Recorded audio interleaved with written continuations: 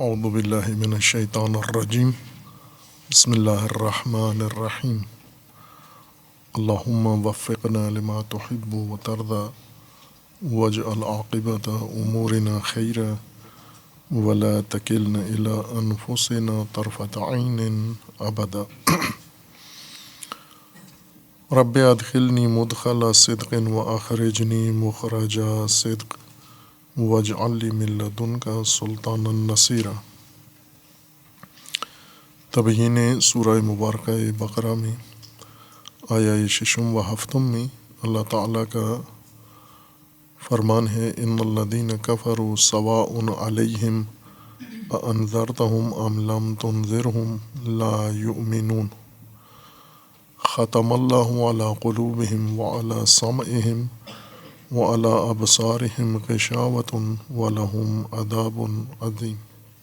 ہدایت الہی کے مقابلے میں انسانوں میں ایک گروہ متقین کا ہے جن کی صلاحیت، قابلیت و استعداد محفوظ ہے، فطرت محفوظ ہے، متقی ہیں اور ہدایت سے بھرپور استفادہ کرتے ہیں، ہدایت لیتے ہیں اور مفلحون ہیں۔ یہ دوسرا گروہ وہ ہیں جنہوں نے اپنی استعداد، صلاحیت، قابلیت کھو دی ہے اور اب وہ اس قابل نہیں رہے کہ اس ہدایت کو سمجھ سکیں اور اپنا سکیں۔ انہیں کفرو سے تعبیر کیا ہے اور یہ اطلاق کفر باعث بنتا ہے کہ جو مطلب قرآن نے ذکر کیا ہے ہدایت کے حوالے سے، یہ ذہنی تصورات و مفروضات کے نتیجے میں اپنی جہت سے منصرف ہو کر، ہٹ کر کسی اور معنی کی طرف مڑ جائے۔ چونکہ کفر ایمان کے مقابلے میں استعمال ہوتا ہے اور عام رائج اصطلاح میں کفر اسی ایک معنی میں مراد لیا جاتا ہے کہ جو مسلمان نہیں ہے، نہ مسلمان کے گھر پیدا ہوا ہے، نہ اس نے ظاہراً اظہار کیا ہے اسلام کا اور نہ اس کو کوئی نسبت ہے اسلام کے ساتھ، اس کو کافر کہتے ہیں اور غیر مسلم سب اس عنوان کے تحت آ جاتے ہیں۔ لیکن قرآن کریم میں کفر ان کے ساتھ مختص نہیں ہے، بلکہ کفر ایک حالت ہے، روش ہے، ایک طرز ہے، انداز ہے انسان کا، اور کوئی بھی انسان اسے اپنا سکتا ہے، بے شک اس کی نسبت کسی بھی مکتب، مسلک اور مذہب کے ساتھ ہو۔ کفر سے مراد یہاں اس آیہ کریمہ میں اور اس آیت کے مانند دیگر آیات میں انکاری روش ہے، انادی، ہٹ درمی، ضد کی روش ہے اور وہ کوئی بھی اپنا سکتا ہے، مختص نہیں ہے غیر مسلم کے ساتھ۔ جو بظاہر مسلم ہے، اپنے آپ کو مسلمان سمجھتا ہے، وہ بھی یہ روش اپنا لیتا ہے، جیسا کہ بہت سارے رویے مشترک ہیں مسلمانوں میں اور غیر مسلمانوں میں۔ بلکہ قرآن کریم نے مومنین کو نہی کی ہے کہ آپ یہود کی روشیں نہ اپنائیں، ان کا طرز انداز اختیار نہ کریں۔ آپ قرآن کریم کی متعدد آیات میں مومنین کو روکا گیا ہے کہ آپ وہ روشیں نہ اپنائیں جو بنی اسرائیل نے اپنائی ہیں۔ اب ظاہر ہے کہ بنی اسرائیل مسلمان نہیں ہیں، رسول اللہ صلی اللہ علیہ وآلہ وسلم کی نبوت پر ایمان نہیں رکھتے، قرآن کو اللہ کی کتاب نہیں مانتے، اور جو شریعت ہے رسول اللہ صلی اللہ علیہ وآلہ وسلم کی اسے تسلیم نہیں کرتے، تو فرق تو خود ہی پیدا ہو جاتا ہے۔ جو اللہ تعالیٰ کے نبی کو، نبی خاتم کو مانتے ہیں اور جو نہیں مانتے، انہیں کیوں روکا جا رہا ہے کہ آپ ان کی طرح عمل نہ کریں، ان کی طرح تفرقہ نہ کریں، ان کی مانند جو روشیں انہوں نے اپنائی ہوئی تھیں۔ کثرت سے بنی اسرائیل کا ذکر قرآن کریم کے اندر ہوا ہے، انبیاء کے ساتھ ان کے رویے، آپس میں ان کے رویے، تحریف اور عقل مال بالباطل اور طرح طرح کے ان کے کام جو قرآن نے ذکر کیے ہیں، اور مومنین کو برحذر کیا ہے کہ آپ نے یہ روشیں نہیں اپنانی۔ اب یہ اسی بنیاد پر ہے کہ انسان کا عقیدہ بے شک کوئی بھی ہو، رویوں میں وہ دوسروں کے مشابہ عمل کر سکتا ہے۔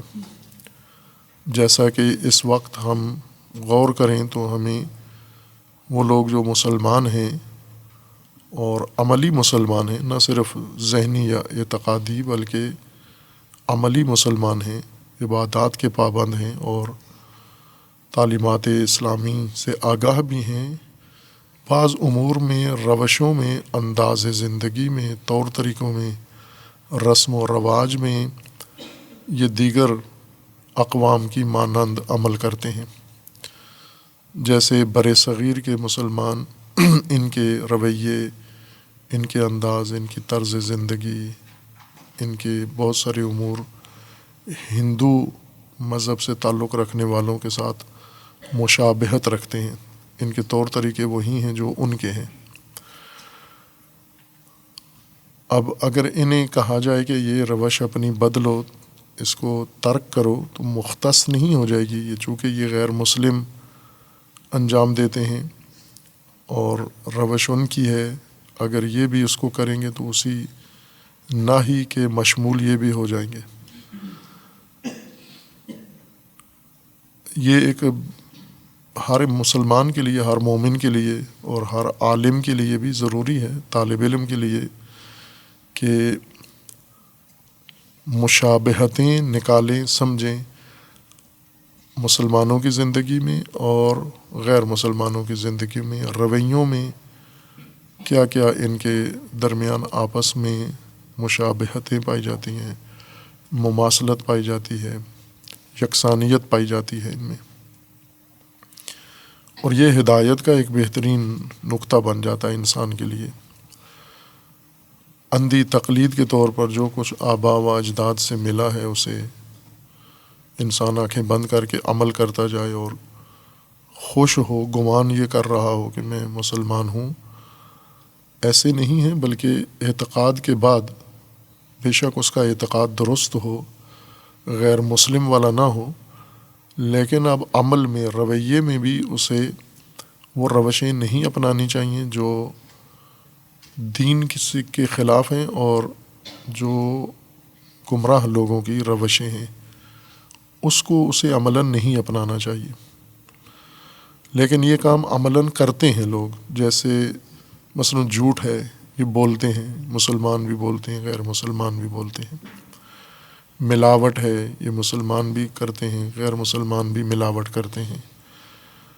اور ظلم ہے، تعدی ہے، یہ وہ روشیں ہیں سماجی، عمومی، قومی، ایک معاشرے کے اندر رہنے والے لوگ ان کے خوگر ہو جاتے ہیں، عادی ہو جاتے ہیں اور متوجہ بھی نہیں ہوتے کہ ہم نے یہ روشیں یا یہ طرز ہم نے اپنا لی ہے۔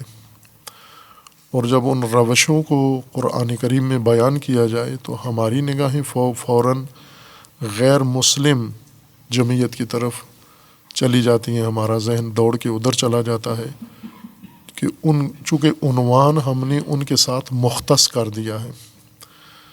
قرآن کریم نے پہلے تقسیم کر کے پھر احکامات صادر نہیں کیے، بلکہ معیارات بتائے ہیں کہ یہ معیار جس کے اندر ہوگا وہ اسی عنوان کے زمرے میں درج ہو جائے گا۔ جیسے مثلا جو انسان اطاعت نہیں کرتا، عقیدہ رکھتا ہے، ٹھیک ہے، لیکن اطاعت نہیں کرتا، اطاعت کو ترک کرتا ہے، تو یہ کافر، قرآن نے اس کو کافر کہا ہے۔ یہ ایک روش ہے کافرانہ، یہ عمل ہے، طرز عمل کفریہ طرز عمل ہے۔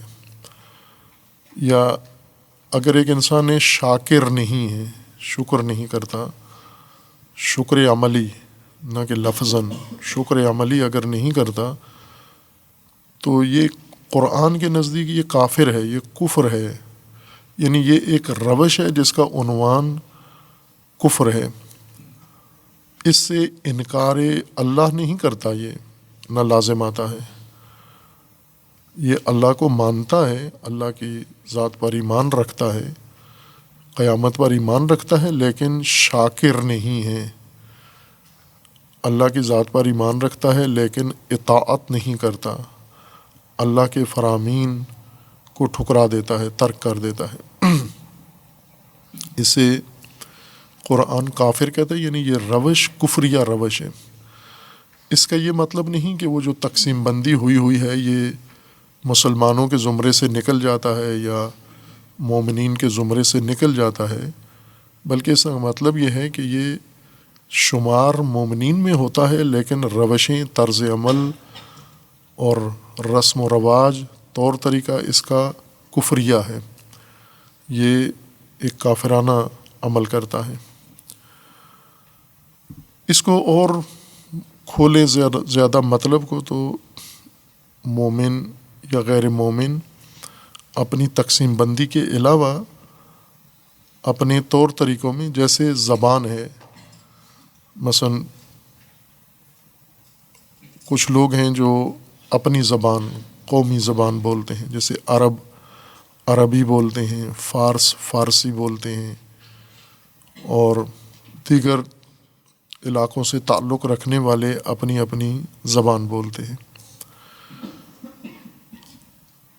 لیکن پاکستانی اردو نہیں بولتے، یا اپنی علاقائی زبان بولتے ہیں یا اجنبی زبان بولتے ہیں جس سے ان کا کوئی تعلق نہیں ہے، وہ اس زبان میں پسند کرتے ہیں بات کرنا یا تعلیم حاصل کرنا۔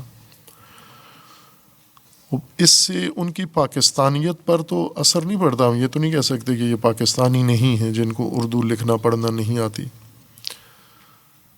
ان کا شناختی کارڈ پاکستان کا ہے، یہ پاکستانی ہی شمار ہوتے ہیں، لیکن روش میں، عمل میں، رویے میں یا گفتار میں یہ دوسروں کے مشابہ ہیں، ان کی روش پر عمل کرتے ہیں، اپنی قومی زبان سے دوری اختیار کرتے ہیں۔ یا جیسے لباس ہے کہ انسان مختلف قوموں میں رہتے ہیں، علاقوں میں رہتے ہیں، ہر علاقے کا ایک مخصوص لباس ہے، اور کچھ لوگ رہتے اسی علاقے میں ہیں، شمار اسی علاقے میں ہوتے ہیں، لیکن لباس دوسروں کا پہنتے ہیں، اجنبی لباس پہنتے ہیں، اپنا مقامی لباس نہیں پہنتے، اپنا قومی لباس نہیں پہنتے، اپنا علاقائی لباس نہیں پہنتے، لباس پسند کرتے ہیں دوسروں کا۔ ایسے ہی ہم زندگی کی عمومی سماجی روشوں میں دیکھیں، رویوں میں دیکھیں، تو رویے ضروری نہیں کہ اس عنوان کے مطابق ہوں جو اس سماج نے اختیار کیا ہوا ہے یا جس میں وہ درج ہو رہے ہیں۔ جیسے اشارہ کیا کہ پاکستانی سماج میں رہنے والے غیر پاکستانی رویے رکھتے ہیں، گفتار میں بھی رکھتے ہیں، رفتار میں بھی رکھتے ہیں، کردار میں بھی ایسے رویے ان کے موجود ہوتے ہیں۔ اب جب حکم رویوں پر لاگو کیا جائے تو اس میں بلا تفریق سب آ جاتے ہیں، جو بھی اس رویے کا مرتکب ہوتا ہے یہ حکم اس کے لیے مختص ہو جاتا ہے۔ اسی طرح یہ انکاری روش، ہٹ درمی، اناد، لجاجت اور ضد ایک رویہ ہے عمومی، مسلمان بھی رکھتے ہیں، غیر مسلم بھی اس کو رکھتے ہیں۔ مسلمان اگر یہ رویہ اپنائے تو یہ اسلامی رویہ نہیں قرار دیا جاتا، رویہ کفری ہی ہے، اور غیر مسلم بھی اگر کرے تو اس رویے کا عنوان کفر ہے، یہ انکاری رویہ ہے، یہ خود اس رویے کا ٹائٹل ہے، عنوان ہے۔ تقسیم بندی میں جو کافر و مومن تقسیم کرتے ہیں ہم اعتقادی بنیاد پر، اس کے ساتھ مختص نہیں ہے یہ مطلب۔ یعنی یوں ہم کہیں کہ کافر بعض اوقات مومن کے مقابلے میں استعمال ہوتا ہے، یعنی اللہ کے وجود کا منکر، آخرت کا منکر یا دیگر حقائق کا منکر، اور بعض اوقات کافر اس شخص کو کہتے ہیں جو رویے کے لحاظ سے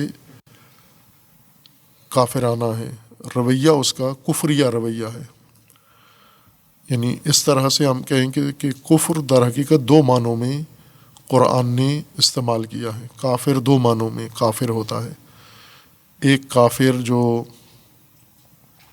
ایمان نہیں رکھتا، اعتقاد نہیں رکھتا، اور ایک کافر وہ ہے جو اعتقاد رکھتے ہوئے کفر کرتا ہے۔ جیسے فسق ہے، فسق دونوں میں آ سکتا ہے۔ قرآن نے مشرکین کو بھی فاسق کہا ہے، کفار کو بھی فاسق کہا ہے، اہل کتاب کو بھی فاسق کہا ہے، مومنوں کو بھی فاسق کہا ہے۔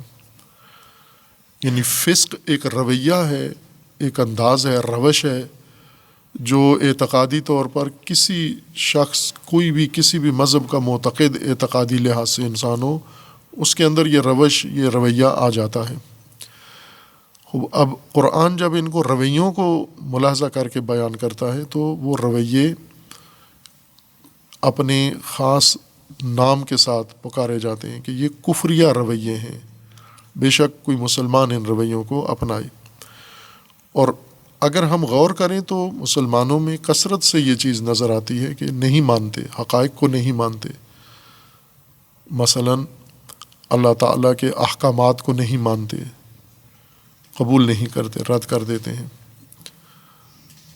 چہ بسا ایسا شخص ہو مسلمان، عمر بھر میں اس نے ایک بھی اللہ کا فرمان قبول نہ کیا ہو، لیکن اللہ پر ایمان ہے، اعتقاد ہے اس کا، جیسے تارک عبادات ہیں، اطاعت نہیں کرتے، کوئی بھی عبادی عمل انجام نہیں دیتے، روزہ نہیں رکھتے، نماز نہیں پڑھتے، حج نہیں کرتے، زکوٰۃ نہیں دیتے، خمس ادا نہیں کرتے، اور دیگر واجبات سارے عبادی و غیر عبادی یہ ترک کرتے ہیں، لیکن اللہ پر اعتقاد رکھتے ہیں، ایمان رکھتے ہیں۔ یہ ایک کافرانہ انداز زندگی ہے، یعنی مکمل طور پر ہدایت کو ترک کر کے جینا، اور یا اپنی مرضی کے مطابق زندگی گزارنا، یا غیر دینی کسی منبع کی یا کسی قوم کی تقلید میں زندگی گزارنا۔ بس یہاں کافر الذین کفروا مختص نہیں ہیں، یہاں پر مراد ہٹ درمی اور ضد پر اٹے ہوئے ڈٹے ہوئے لوگ مراد ہیں، کہ اگر ان کے سامنے انذار کریں یا نہ کریں، ہر دو صورتوں میں یہ برابر ہیں، مساوی ہیں۔ انہوں نے ایمان نہیں لانا، یہ قبول نہیں کریں گے۔ اگر یہ منکرین ہیں اللہ کے اور ضدی ہیں تو بھی اللہ پر بھی ایمان نہیں لائیں گے۔ اور یہود کی طرح جو اللہ کو مانتے ہیں لیکن آگے رسول اللہ جو ہدایت ان کو پیش کرتے ہیں اس ہدایت کو بھی نہیں مانتے۔ بعض مفسرین نے اس آیا کو مختص کر دیا ہے انہی کفار اعتقادی کے ساتھ، اور وہ بھی کفار مکہ کے ساتھ، اور کفار مکہ میں سے بھی وہ کفار جو آخر تک مسلمان نہیں ہوئے۔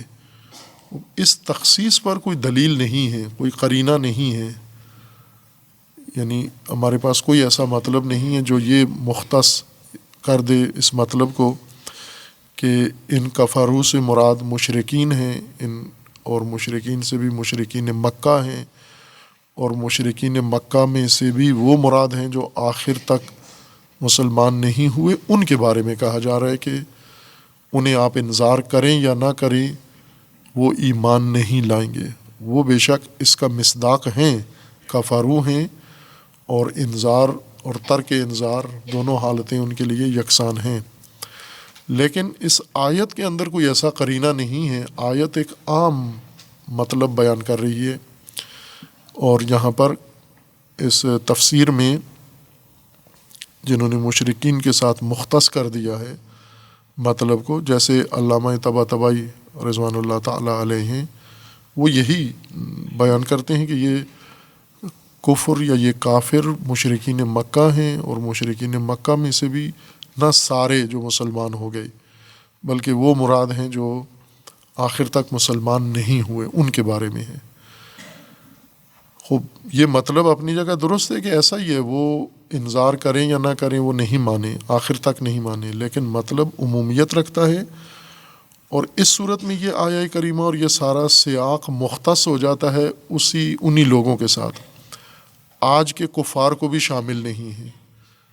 یعنی اس صورت میں ایک بڑا اشکال یہ لازم آتا ہے کہ آیہ کریمہ مختص ہے اسی عہد کے ساتھ، اسی عصر کے ساتھ، اس عصر کے بھی ایک خاص خطے کے ساتھ، اس خطے کے ایک خاص طبقے کے ساتھ، اس طبقے میں سے بھی ایک خاص جمعیت کے ساتھ یہ آیہ کریمہ مختص ہو جاتی ہے، جبکہ کوئی قرینہ ہمارے پاس ایسا نہیں ہے۔ قرینہ اس چیز کو قرار دیا گیا ہے کہ انہیں انذار کریں یا نہ کریں وہ نہیں مانتے، اور وہ مشرکین مکہ تھے۔ نہ، وہ بہت سارے ہیں، مشرکین مکہ بھی ہیں، وہ مدینہ کے یہود بھی ہیں، اور وہ بعد کی نسلوں میں آج تک بھی موجود ہیں۔ آج اگر ہم دیکھیں تو ہر جمعیت کے اندر یہ رویہ نظر آتا ہے کہ انہیں انذار کریں یا نہ کریں دونوں صورتوں میں برابر ہیں، ایک جیسے ہیں، نہیں سمجھتے۔ اس کی دلیل قرآن کریم نے یہ ذکر کی ہے کہ ختم اللہ علی قلوبہم وعلی سمعہم، کیوں انذار اور ترک انذار ان کے لیے یکساں ہو گیا ہے۔ یہ نقیضین ان کے لیے ایک جیسی ہو گئی ہیں، جبکہ نقیضین میں فرق ہونا چاہیے، تاثیر کا فرق ہے، اثر کا فرق ہے، لیکن ان لوگوں کے اوپر یہ نقیضین دونوں یکسانیت رکھتی ہیں، نہ کہ نقیضین جم ہو گئی ہیں۔ یعنی ان نقیضین میں سے کسی کا بھی اثر ان پر نہیں پڑ رہا، انذار کریں تو بھی یہ اپنا کام کر رہے ہیں، انذار نہ کریں تو بھی یہ اپنا کام کر رہے ہیں۔ جم بین نقیضین یہ ہوتا ہے کہ انذار ہو بھی رہا ہو اور انذار نہ بھی ہو رہا ہو، یہ جم بین نقیضین ہے۔ یا رفع نقیضین یہ ہے کہ انذار بھی رفع ہو جائے اور ترک انذار بھی رفع ہو جائے، وہ تو نہیں کہا جا رہا۔ یہ کہا جا رہا ہے کہ آپ انذار کریں، یہ ایسے ہی رہیں گے جیسے ہیں، آپ انذار نہ کریں تو بھی یہ ایسے ہی رہیں گے جیسے ہیں، ان پر دونوں حالتوں کا کوئی اثر نہیں پڑنا۔ کیوں؟ اس کی وجہ قرآن نے یہ بیان فرمائی ہے، ختم اللہ علی قلوبہم وعلی سمعہم، ان کے دلوں پر اللہ نے مہر لگا دیا، جو ترجمہ رائج ہے اس کے مطابق ابھی معنی کرتے ہیں، یعنی ان کے دلوں کو اللہ نے ختم کر دیا ہے، اور ان کی سماعتوں کو اللہ نے ختم کر دیا ہے۔ وَعَلَىٰ أَبْصَارِهِمْ غِشَاوَةٌ، اور ان کے نگاہوں پر، ابصار پر، دید پر اللہ نے پردے ڈال دیے ہیں۔ وَلَهُمْ عَذَابٌ عَظِيمٌ، یہ انجام ہے ان کا، نتیجہ کہ اس روش کا انجام کوئی بھی اختیار کرے، کافرانہ انداز زندگی، وہ عذاب عظیم میں پہنچے گا۔ یعنی اس کا طبیعی نتیجہ، منطقی نتیجہ عذاب ہے اس روش کا، کہ انذار کریں یا نہ کریں، دونوں صورتوں میں برابر ہوں، ایمان نہ لائیں، اس کا نتیجہ عذاب عظیم ہے۔ خوب یہ آیہ کریمہ جس میں ان کفار کی یا کافرانہ انداز زندگی رکھنے والوں کا جو رویہ ہے، اس مطلب میں ایک اور مثال کافرانہ انداز زندگی، مثلا اس آیہ کریمہ میں بھی یہ تحلیل میں یہ مطلب موجود ہے کہ مسلمان، غیر مسلمان، مختلف مذاہب سے تعلق رکھنے والے لوگ، مختلف اقوام سے تعلق رکھنے والے لوگ، یہ جو طبقاتی اور سماجی تقسیمات ہیں کہ کچھ جمعیت اپنے آپ کو مسلمان کہلاتے ہیں یا انہیں کہا جاتا ہے، سمجھا جاتا ہے، کچھ کو ہندو کہا جاتا ہے، کچھ جمعیت کو سکھ کہا جاتا ہے، اور ایک جمعیت ایسی ہے جو مسیحی کہلاتے ہیں، اور کچھ ہیں یہود کہلاتے ہیں، کچھ دیگر ادیان و مذاہب سے منسوب ہیں۔ اسی طرح علاقائی طور پر بھی یا قومی طور پر بھی لوگوں کی شناخت مختلف ہے، لیکن ان سب کی طرز زندگی دو طرح کی ہے۔ ایک ہے مادی طرز زندگی، یعنی آپ کفر کی جگہ ہم مادیت کو لے لیں کہ مادیت کے اپنے آثار ہیں۔ مادیت ایک خاص انداز زندگی ہے۔ مادیت انداز زندگی کی بنیاد یہ ہے کہ انسان اس طرح سے زندگی گزارے کہ اس کی زندگی کا بنیاد مبنا یہ ہو کہ ہم نے یہی زندگی گزارنی ہے، پیدا ہوتے ہیں، وجود میں آتے ہیں، اور لذت و عیش کے لیے پیدا ہوتے ہیں، اور پھر اس کے بعد مرنے سے یہیں پر کہانی ختم ہو جاتی ہے، اور مرنے کے بعد آگے زندگی کا کوئی تسلسل نہیں ہے، یہیں سے شروع ہوتی ہے، یہیں پہ ختم ہو جاتی ہے۔ جنم سے ہم وجود میں آتے ہیں، موت سے ہم ختم ہو جاتے ہیں۔ اس جنم اور موت کے درمیان جو زندگی ہے، یہی ظاہری زندگی، جس میں انسان نے لذتیں اٹھانی ہیں، خواہشات پوری کرنی ہیں، یا اپنی جو آرزوئیں ہیں وہ تکمیل کرنی ہیں۔ یہ ایک انداز ہے زندگی کا کہ اچھا پہننا ہے، اچھا کھانا ہے، اچھی رہائش ہونی چاہیے، نہ کہ مجرمانہ زندگی ہے۔ مجرمانہ نہیں، مادی زندگی۔ مجرمانہ زندگی علیحدہ ہے۔ مادی زندگی کا مطلب یعنی انسان عملی طور پر فقط اس زندگی کو اسی مرحلہ مادیت میں، جسمانیت میں منحصر سمجھتا ہے، اور اس کے بعد یا آگے پیچھے کوئی اور زندگی کے مرحلے کا قائل نہیں ہے۔ انداز زندگی ایسا ہے کہ ہم یہاں پیدا ہوتے ہیں، یہیں مر کے ختم ہو جاتے ہیں۔ خوب یہ ایک مادی طور طریقہ زندگی کا، مادی طرز حیات، یہ عام رویہ ہے، مذاہب کے ساتھ مختص نہیں ہے۔ ہم یہ نہیں کہہ سکتے کہ اہل مغرب مادیت پرست ہیں، مسلمان خدا پرست ہیں۔ نہ، مسلمان بھی بائیں کے اللہ پر ایمان رکھتے ہیں، لیکن انداز زندگی مادیت والا ہے، مادہ پرستی والا انداز زندگی ہے۔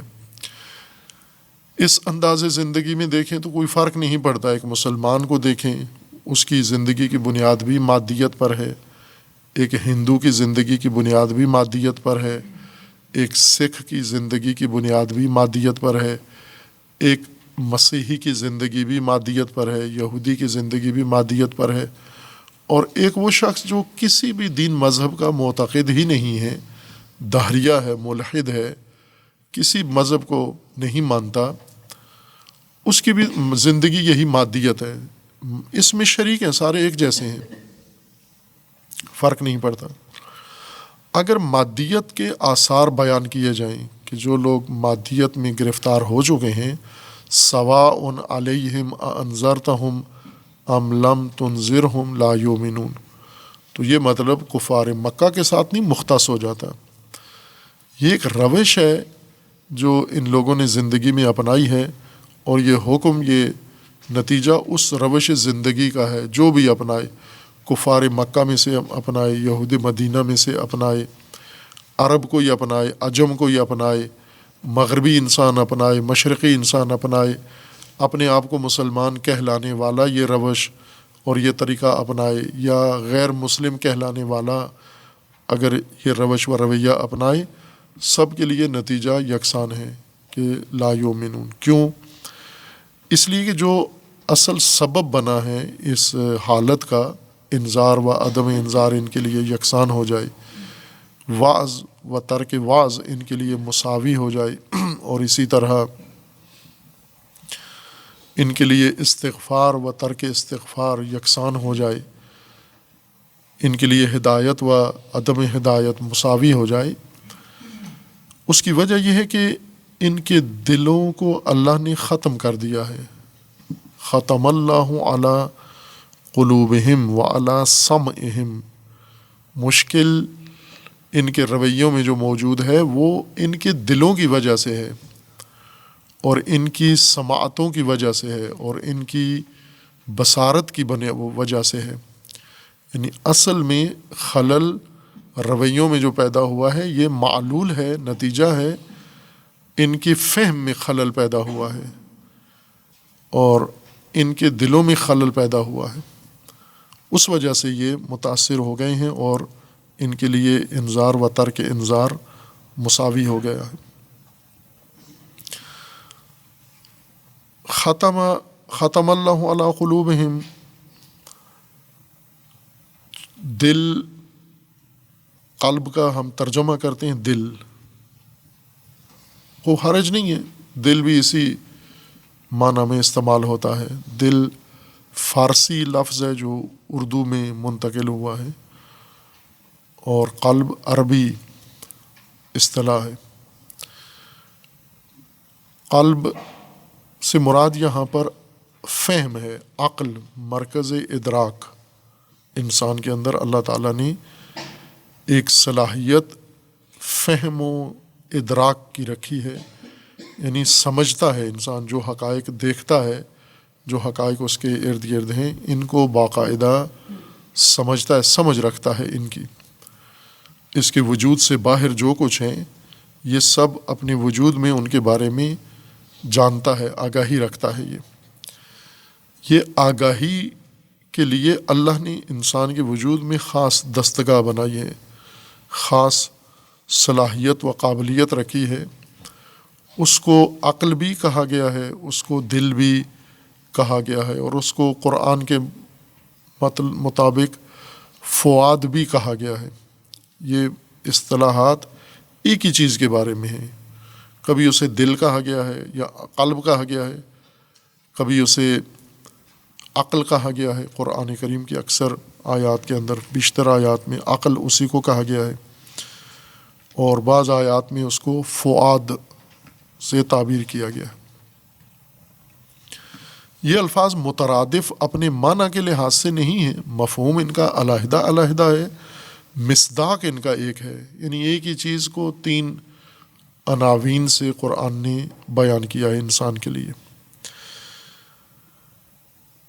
اور قلب ایک مرکزی ادراکی اور فہم کا نقطہ ہے، صلاحیت ہے، قابلیت ہے انسان میں، جس کے ذریعے سے انسان سمجھتا ہے.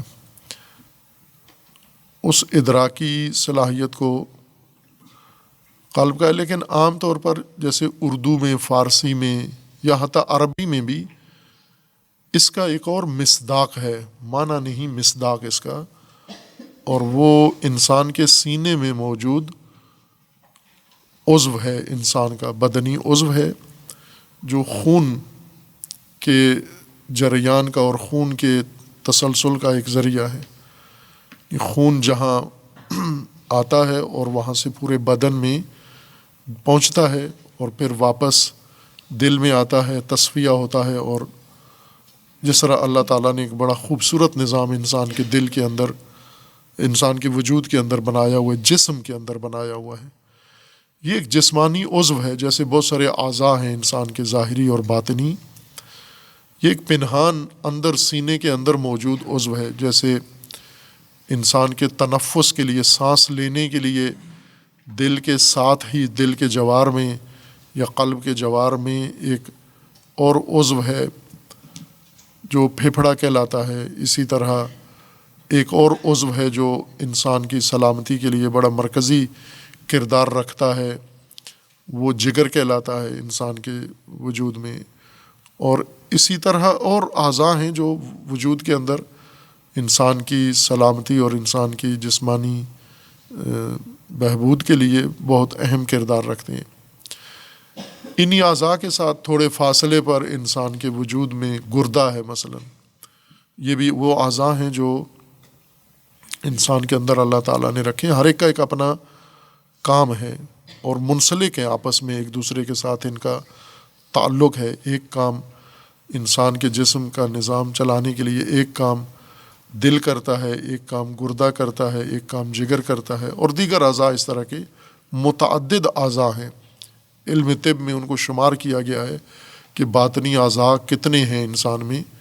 پھر یہ باطنی اعضاء انسان کی پوری جسمانی دیگر اعضاء کو کیا خدمات پیش کرتے ہیں، کیا سروس دیتے ہیں، اور کیا ان کی سپلائی ان تک پہنچتی ہے۔ اس عضو کو بھی قلب کہتے ہیں عربی میں، عرب اس کو قلب کہتے ہیں، اور فارس اور اردو زبان بولنے والے اس کو دل کہتے ہیں۔ یہ ایک مصداق ہے لفظ قلب کا، اور وہ بھی مجازی مصداق ہے، یا اگر لغوی لحاظ سے دیکھیں تو حقیقی ہے، فہم کے معنی میں دیکھیں تو مجازی ہے، حقیقت میں دیکھیں تو لغوی معنی قلب کا تو اس لحاظ سے وہ حقیقی ہے، لیکن مصداق ہے، نہ کہ معنی ہے قلب کا۔ سینے میں موجود عضو معنی نہیں ہے قلب کا، لفظ قلب کا مصداق ہے ایک، اس کا معنی اور چیز ہے۔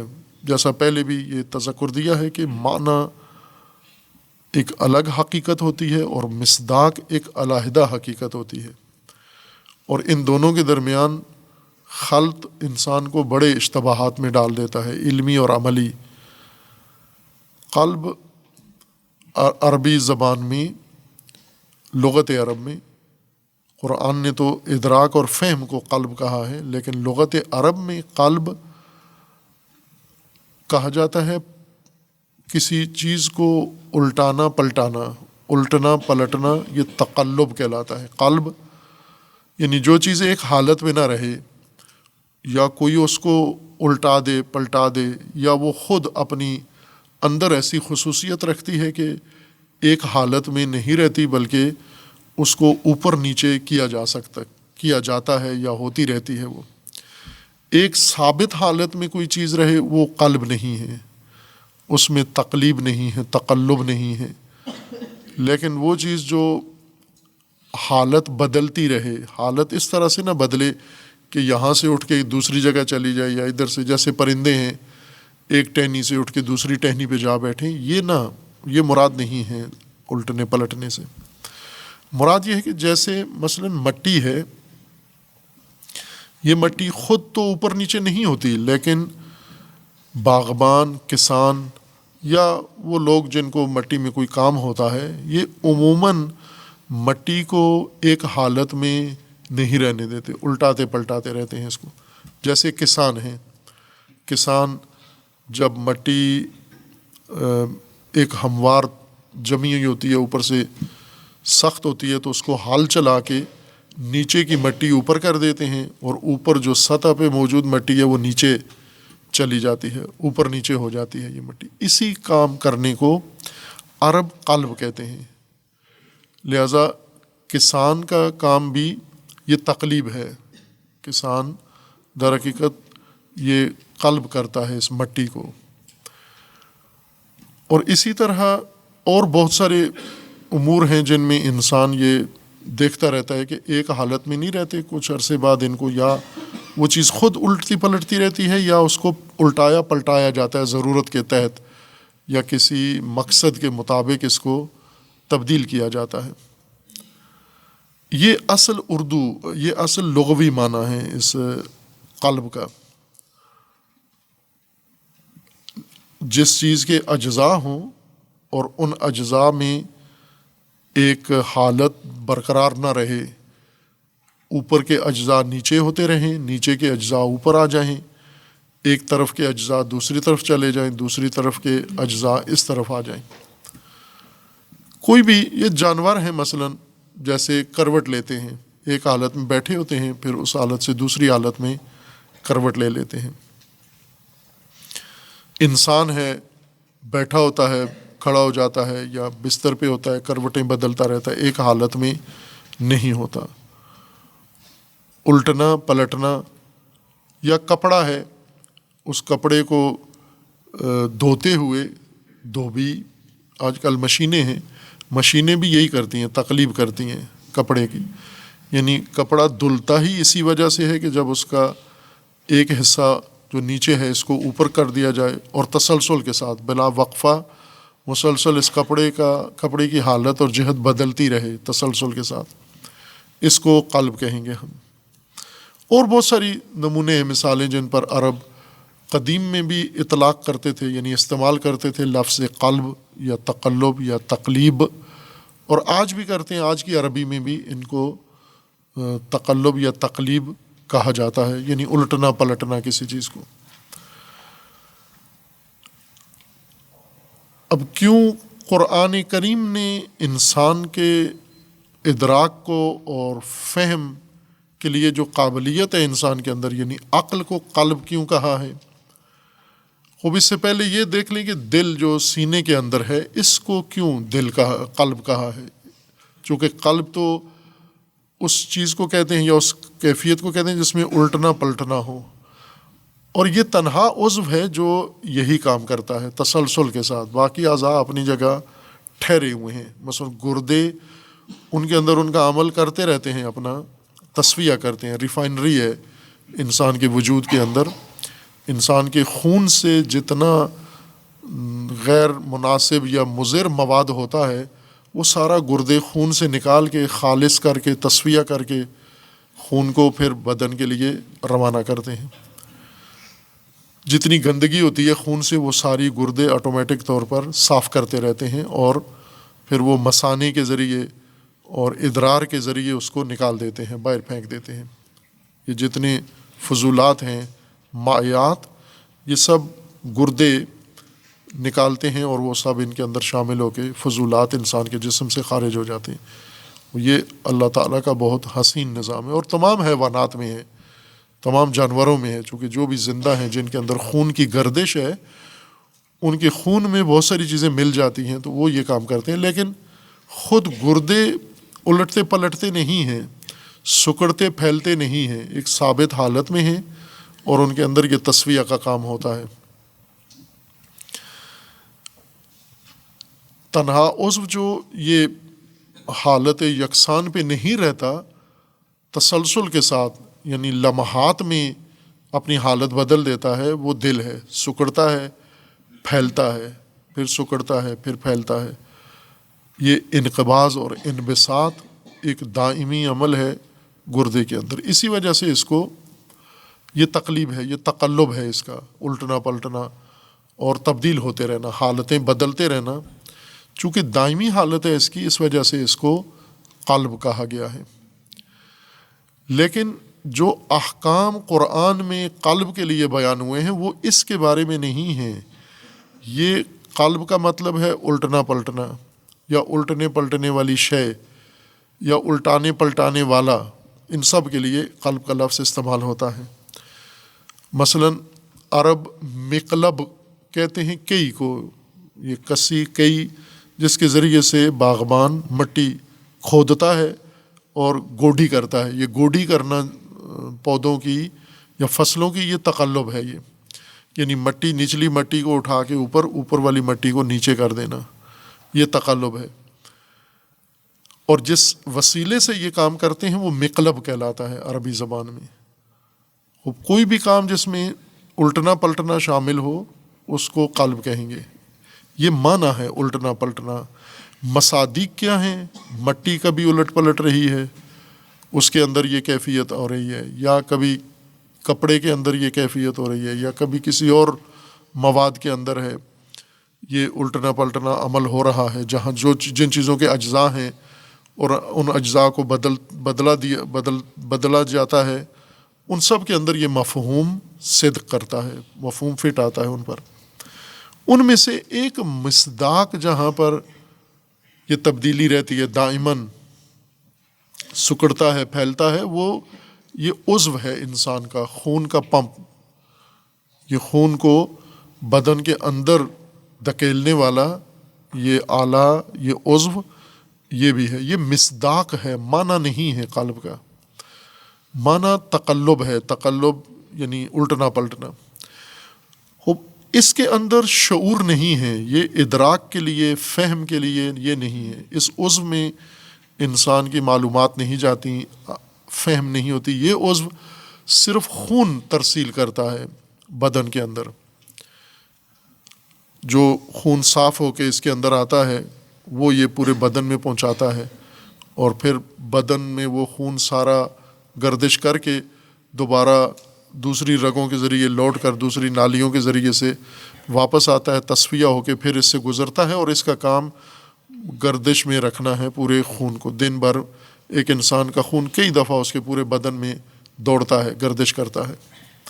جیسے آپ پانی دیکھ لیں کہ پانی کا ایسا پائپ چلا دیں کہ جس میں پانی ایک طرف سے داخل ہو، ساری نالیوں سے پائپوں سے گزرتا ہوا، پھر دوبارہ اسی نالیوں میں دوبارہ چلا جائے پانی، یا صاف ہو کے یا ویسے۔ یہ کام صرف دل کا، یہاں ادراک نہیں ہے، فہم نہیں ہے، احساس نہیں ہے اس عضو کے اندر۔ عقل ہے جو اللہ تعالیٰ نے انسان کو ایک صلاحیت و قابلیت دی ہے، اس کا نام ہے عقل۔ اس کی بھی اپنی وجہ ہے کہ اس کو عقل کیوں کہا کیوں جاتا ہے، نہ اس وجہ سے کہ سمجھ کا نام عقل ہے۔ عقل سمجھنے کو نہیں کہتے، عقل روکنے کو کہتے ہیں۔ اقال عربی زبان میں ہر وہ چیز ہے جس سے کسی متحرک چیز کو روک لیا جائے، باندھ دیا جائے اس کو۔ اور عربوں میں، عرب جو اپنے سر پہ ایک باندھتے ہیں رسی، رومال کے اوپر اپنے سر پر ایک چادر رکھتے ہیں، رومال رکھتے ہیں، اس کے اوپر ایک رسی باندھتے ہیں، اس کو اقال کہتے ہیں۔ یعنی آج کل تو وہ فیشن میں اچھی فیشنی چیزیں ہیں، فینسی رسیاں ہیں عربوں کی۔ یہ قدیم زمانے میں ایک تو ان کو سروں پہ کپڑا رکھنا ضروری ہوتا تھا، ان کے لباس کا حصہ ہے، گرمی کی وجہ سے لو چلتی ہے، شدید ہوائیں چلتی ہیں، ریت اڑتی ہے، اور یہ ریت ان کے منہ میں، کانوں میں، سروں میں جاتی ہے، تو اپنے آپ کو محفوظ رکھنے کے لیے ان کے لباس کا لازمی جز سر پہ کپڑا رکھنا ہے، سر کو چھپا کے رکھنا ہے۔ اور ہوا میں یہ کپڑا اڑ جاتا ہے، آندیاں چلتی ہیں، اڑ جاتا ہے، اس لیے اس کو سر پہ باندھ کے رکھتے ہیں۔ اب یہ عربوں کی زیرکی تھی کہ انہوں نے سر پہ جو رسی باندھی ہوتی تھی اس سے دوہرا استفادہ کرتے تھے۔ جب تک تو سفر میں ہیں تو یہ اپنے سر پہ رکھا ہوا کپڑا باندھتے تھے اس سے، اور جب رکتے تھے، پڑاؤ ڈالتے تھے، اسی رسی سے اونٹ باندھ دیتے تھے۔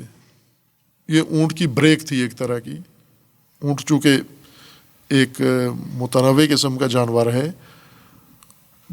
زیادہ قوی جسے والا ہے، وزن زیادہ ہے اس کا، وہ 4 ٹانگوں سے آسانی سے چل سکتا ہے، 3 ٹانگوں پہ نہیں چل سکتا۔ تو اس کو پارک کرنے کا، اس کو ایک جگہ روکنے کا طریقہ یہ ہوتا تھا کہ اس کا اگلا پاؤں زانو اٹھا کے دورہ کر کے اس کے زانو کے ساتھ یہ رسی باندھ دیتے تھے۔ چونکہ اب یہ خود رک گیا ہے عرب، اس کو ابھی ہوا سے اس کی سر کی چادر نہیں اڑے گی، تو یہ اونٹ کو باندھ دیتا تھا اس کو۔ سر پہ چادر بھی روکنے کے لیے یہ رسی باندھی جاتی ہے، اور اونٹ کو بھی روکنے کے لیے یہ رسی اس سے باندھی جاتی ہے، اس لیے اس رسی کو اقال کہتے ہیں عرب۔ اور اقال ہر وہ چیز جو دوسری چیز کو روکنے کے لیے استعمال کی جائے، یعنی روکنے کے لیے کہ جب بے جا طور پر، مثلا اونٹ جب بے جا طور پر چلنے لگے، یا سر کی چادر بے جا طور پر ہوا سے اڑنے لگے، اس وقت روکنا، بے جا حرکت سے روکنا، نامناسب حرکت سے روکنا، اس کو اقال کہتے ہیں عرب۔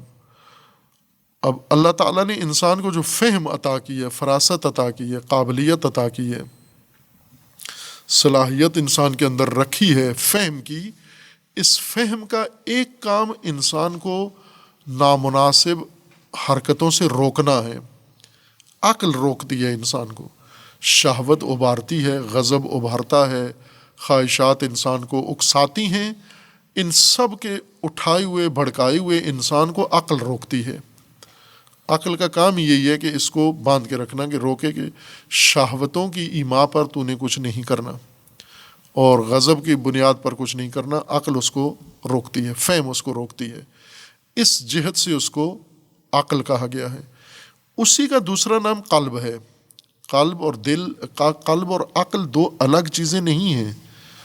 قلب بھی اسی فہم کا نام ہے، عقل بھی اسی فہم کا نام ہے، اور اس کے 2 کام ہیں اس فہم کے۔ ایک کام تو روکنا ہے اس کو، جب انسان ارادہ کرتا ہے نامناسب کسی کام کا، عقل روکتی ہے آ کر اس کو۔ جب انسان عزم کرتا ہے کسی غلط کام کا تو عقل اس کو روکتی ہے۔ اور جس میں عقل ہے، فہم ہے، وہ رک جاتا ہے، جس میں نہیں ہے وہ مرتکب ہو جاتا ہے اس جرم کا یا اس عمل کا مرتکب ہو جاتا ہے، نامناسب عمل کا۔ اس کو قلب کیوں کہتے ہیں؟ فہم کو، انسان کے جسم میں موجود، سینے میں موجود عضو کو قلب کہتے ہیں۔ وہ تو سمجھ میں آ گیا کہ اس وجہ سے قلب کہتے ہیں کہ معنی و مفہوم قلب کا اس پر صدق کرتا ہے، چونکہ ایک حالت میں نہیں رہتا، ہمیشہ تقلب میں ہے، الٹتا پلٹتا رہتا ہے، تبدیل ہوتا رہتا ہے۔ فہم تو اس طرح سے نہیں ہے، انسان کی قابلیت جس کا کام سمجھنا ہے وہ تو اس طرح سے نہیں ہے دل کی طرح، جیسے سینے میں پمپ ہے، انقباض و انبساط ہے۔ اس کو کیوں قلب کہا گیا ہے؟ اس کو بھی قلب اس لیے کہا گیا ہے کہ یہ فہم انسان کی، ادراکی صلاحیت انسان کی، اور یہ عمل فہم انسان کا یہ بھی یکساں نہیں رہتا، اس کے اندر بھی دائماً حالتیں بدلتی رہتی ہیں، چونکہ اس کا کام ہوتا ہے سمجھنا، ادراک، فہم۔ فہم کے مناظر بدلتے رہتے ہیں، فہم کے محرکات بدلتے رہتے ہیں انسان کے اندر اور باہر۔ مثلا انسان اپنے، چونکہ یہ ساری چیز ہمارے اندر ہے، قلب سمجھایا جا رہا ہے تو وہ حقیقت سمجھائی جا رہی ہے جو ہمارے اندر ہے، اور جو چیز اندر ہو اس کو سمجھنا بہت آسان ہے۔ اگر انسان توجہ کرے، دھیان کرے اپنے ہی عمل پر، تو اس کو آسانی سے تصدیق کر سکتا ہے۔ فہم بھی یکساں نہیں رہتی انسان کی، فہم بدلتی رہتی ہے انسان کی، اور اس میں سب سے زیادہ بدلاؤ آتا ہے، الٹ پلٹ اس کے اندر زیادہ ہے۔ مثلا ایک لہجہ انسان کی فہم ایک مطلب کو سمجھ رہی ہے، آنے دیگر ایک مطلب دیگر، آنے سوم ایک مطلب سوم، اور اس فہم کے نتیجے میں انسان کی کیفیات بھی بدلتی رہتی ہیں۔ مثلا ابھی انسان کو کوئی خوشی کی چیز ملی ہے تو خوشی، انبساط انسان میں پیدا ہو جاتا ہے۔ تھوڑی دیر کے بعد کوئی غمگین خبر انسان کو سمجھ میں آتی ہے، اس کی فہم میں آتی ہے، انسان افسردہ ہو جاتا ہے۔ اور یہ دائماً بدلتی رہتی ہیں یہ حالتیں، چونکہ فہم کا ایک مسلسل عمل ہے کہ جو کچھ انسان کے ارد گرد ہے، آس پاس جو کچھ ہے انسان کے، اور اندر انسان کے جو کچھ ہے، اس کے مطابق انسان حقائق کو سمجھنا جاری رکھتا ہے۔ حقائق متنوع ہیں، مختلف ہیں، ان حقائق کے فہم سے انسان کی ایک تو فہم تبدیل ہوتی رہتی ہے، کبھی کچھ کبھی کچھ، اور پھر اس فہم کے نتیجے میں جو کیفیت ہے انسان کے اندر وہ بدلتی رہتی ہے۔ کبھی اضطرابات ہیں انسان کے اندر، کبھی سکون ہے انسان کے اندر، اطمینان ہے، کبھی انسان بہت ہی غسیلہ ہوتا ہے، کبھی انسان بالکل ایک آرام کی حالت میں ہوتا ہے۔ اپنے اندرونی کیفیات کو اگر ہم دیکھیں، خود اپنے اندر یہ تقلب فہم دیکھیں ہم کہ کتنا فرق ہمارے اندر پڑتا ہے، صبح سے لے کے شام تک ہم پر کتنی حالتیں بدلی ہیں۔ یہ کیوں بدلی ہیں؟ فہم کی وجہ سے۔ اگر نافہم ہے ایک انسان، اس میں نہیں ہے یہ یکسانیت ہے اس کے اندر، جیسے پاگل ہے، دیوانہ ہے، جس کی فہم ختم ہو چکی ہے، اس میں کچھ بھی نہیں ہے، وہ تقلب نہیں ہے، اس میں اضطرابات نہیں ہیں، پریشانیاں نہیں ہیں، غم نہیں ہیں، آسودگی نہیں ہے، فرسودگی نہیں ہے، وہ ایک ہی حالت میں جا رہا ہے، جیسے پتھر ہے، جیسے منجمد چیز ہے، مردہ چیز ہے، وہ ایک ہی حالت میں جاتا ہے۔ لیکن جس کے اندر فہم ہے، فہم ہر چیز کی ہے، اس انسان کا ایک حالت میں رہنا ناممکن ہے، چونکہ فہم اسی تقلب کا نام ہے، اسی الٹنے پلٹنے کا نام ہے، یعنی کبھی کچھ سمجھا جا رہا ہے، کبھی کچھ اور سمجھا جا رہا ہے، کبھی ارادے میں یا فہم میں کچھ مطلب گزر رہا ہے، تھوڑی دیر کے بعد کچھ اور مطلب گزر رہا ہے، تیسری آن میں کچھ اور مطلب فہم میں آ رہا ہے۔ تو یہ جو دائمی ایک اس کے اندر الٹ پلٹ ہے یا تبدیلی ہے، تغیر ہے فہم کے اندر، مطالب کا آنا جانا ہے، احساسات کا آنا جانا ہے، اس وجہ سے عقل کو بھی قلب کہا ہے کہ یہ قلب، ان ادراکات سارے اس کے اندر گزرتے ہیں، اس کے اندر جب پہنچتے ہیں تو ایک تو یہ خود متنوع ادراکات آنے سے اس میں تبدل آتا ہے، اور دوسرا اس کے ادراکات کے نتیجے میں انسان کے اندر کیفیات و احساسات بدلتے ہیں یا حالات بدلتے ہیں۔ خوب جن انسانوں میں یہ تقلب رہتا ہے، قلب ان کا فعال ہے، یعنی فہم جاری ہے، ان کی عمل فہم جاری ہے، جب عمل فہم جاری ہے تو اس کے اندر یکسانیت متوقع نہیں ہوتی۔ مثلا ابھی بات تھوڑی سمجھتا ہے، پھر زیادہ سمجھ جائے گا بات، تو یہ فرق پڑ گیا، فہم پہلے کچھ تھی اب کچھ اور ہو گئی ہے۔ اور جو فہم بڑھتی جاتی ہے، بات واضح ہوتی جاتی ہے، اس کے رویے میں اور اس کی ہر چیز میں فرق آتا جائے گا۔ بعض اوقات یہ ادراکی صلاحیت، قابلیت انسان کی مر جاتی ہے، نابود ہو جاتی ہے، اس کے اندر توانائی ختم ہو جاتی ہے، حیات ختم ہو جاتی ہے، اور یہ قوت فہم سے عمل فہم معدوم ہو جاتا ہے۔ باقی بھی انسانی صلاحیتیں ایسی ہیں، باقی صلاحیتیں بھی اگر ان کی سلامتی کا خیال نہ رکھا جائے، جیسے آئے دن ہم سنتے ہیں کہ گردے فیل ہو گئے ہیں، فلاں انسان کے گردے فیل ہو گئے ہیں۔ گردے کیوں فیل ہوتے ہیں؟ کہ ایک عام چیز جو گردوں کو ناکارہ بنا دیتی ہے وہ شوگر ہے۔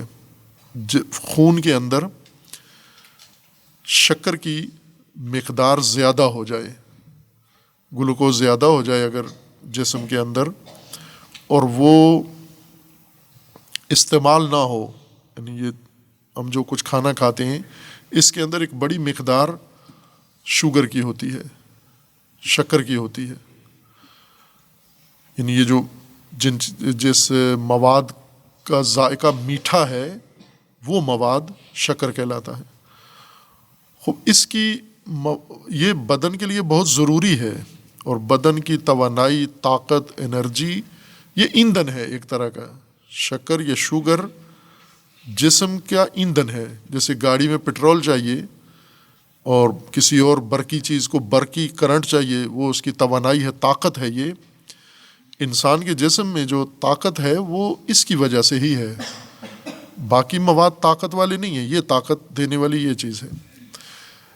لیکن یہ جب بدن میں جاتی ہے تو اس کو آگے استعمال ہونا چاہیے، جتنی مقدار بدن میں پہنچی ہے اتنی مقدار استعمال ہو کے اور وہ مقدار موجود ساری ختم ہو جائے جسم کے اندر، پھر نئی مقدار اس میں ڈالی جائے۔ بعض اوقات جسم کے اندر اس مواد کو استعمال کرنے کی صلاحیت ختم ہو جاتی ہے یا عمل رک جاتا ہے، جیسے وہ لوگ جو ورزش نہیں کرتے، بیٹھے رہتے ہیں، جیسے دکاندار ہیں، جیسے معلمین ہیں، جیسے محققین ہیں، یا جیسے سست لوگ ہیں، سہولت پسند ہیں، گاڑیوں پہ سفر کرنے والے، چلتے نہیں ہیں۔ چلنا، تحرک، جسمانی کام، فعالیت، اس سے وہ استعمال ہوتی ہے وہ طاقت اور جمع نہیں ہوتی۔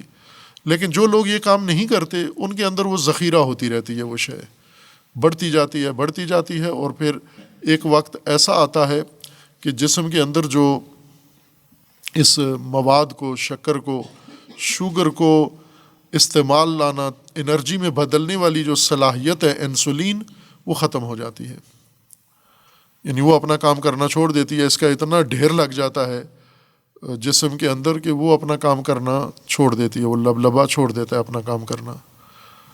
پھر انسان کے اندر یہ مقدار بڑھتی بڑھتی سارے اعضاء پہ اثر انداز ہونا شروع ہو جاتی ہے، اور از جملہ گردے کو فیل کر دیتی ہے۔ گردہ فیل ہو گیا، اب گردہ جب فیل ہوا تو خون کے تصفیہ کا، خون کی صفائی کا عمل ختم ہو گیا۔ خون کے اندر جو کچرا ہے وہ سارا پورے جسم میں پھیل جاتا ہے۔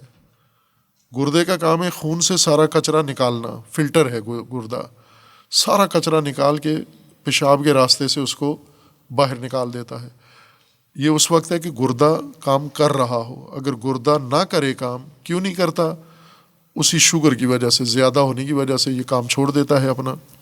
جب کام چھوڑتا ہے تو خون کے اندر جتنا کچرا ہے، آلودگی ہے، یہ سارے جسم میں پھیل جاتا ہے خون کے ساتھ ہی، اور سارا جسم ناکارہ ہو جاتا ہے۔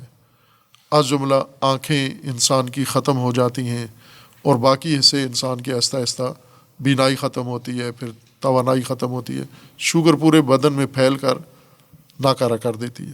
اب یہ ایک عمل ہے انسان کے اندر انجام پاتا ہے۔ یا آئے دن ہم دیکھتے ہیں کہ ایک بیماری ہے جس میں، یا یہ وبا جو پھیلی ہے، اس میں پھپھڑا مر جاتا ہے، اپنا کام کرنا چھوڑ دیتا ہے۔